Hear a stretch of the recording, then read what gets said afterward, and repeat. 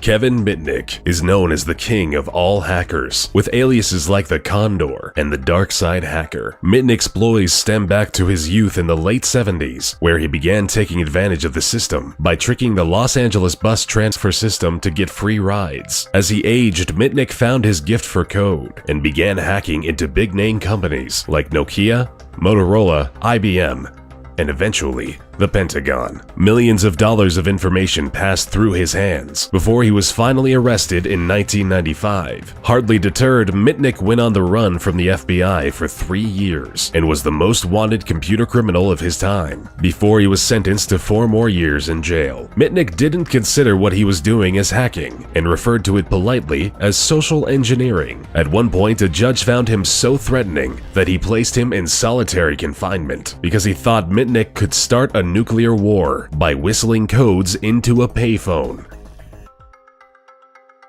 The dangerous British hacking duo of Matthew Bevan and Richard Price took the world for a potentially deadly ride for several weeks in their youth back in 1994. They began by attacking the Pentagon's network for several weeks and progressed further by stealing battlefield simulations. If that wasn't enough, they started intercepting messages from US agents stationed in North Korea and accessed sensitive material from a Korean nuclear facility. This was all incredibly alarming to the US because at the time, Price and Bevan were using US systems to infiltrate information from Korean systems, which, simply put, nearly sparked an international incident.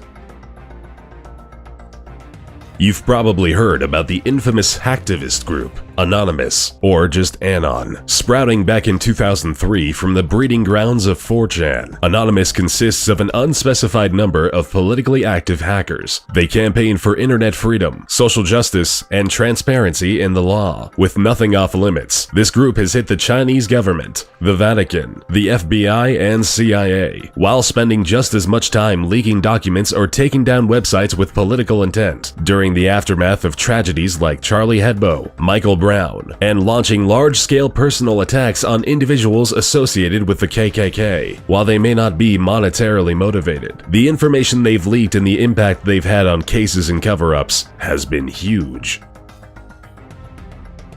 Little is known about Astra, which is the net alias of this notorious hacker who spent half a decade in the mid-2000s stealing high-profile weapons technology data and software. Astra would quickly sell this information to people and organizations across Brazil, South Africa, the Middle East, and the rest of the world. While no one knows how much money he was able to make or where it went, the damages he caused are estimated between $250 and $361 million.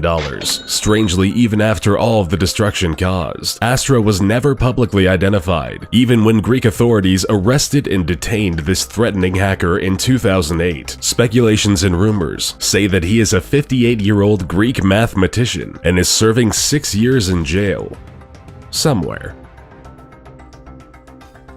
Gary McKinnon infiltrated over 97 US military and NASA servers in just a year during 2001. He deleted sensitive data, software, and files that cost the US government $700,000 in recovery charges due to the severity of the damage. Confident in his skills, McKinnon, who went by the alias Solo, taunted the military by posting, "Your security system is crap. I am Solo. I will continue to disrupt at the highest levels." Strangely enough, McKinnon wasn't in it for any kind of monetary gain, and it turns out he was just looking for files containing evidence of extraterrestrial life, which, according to McKinnon, he found.